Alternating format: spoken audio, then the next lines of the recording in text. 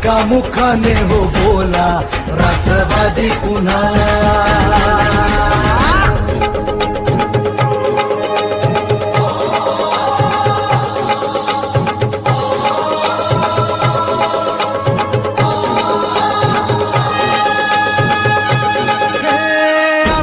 पसरुनी चिंचा झेप घेतली, भरभराट आणली, व्यसनवी गाठली, शिक्षणास रुजवुनी, उद्योगास फुलवुनी, कष्टाने घामाने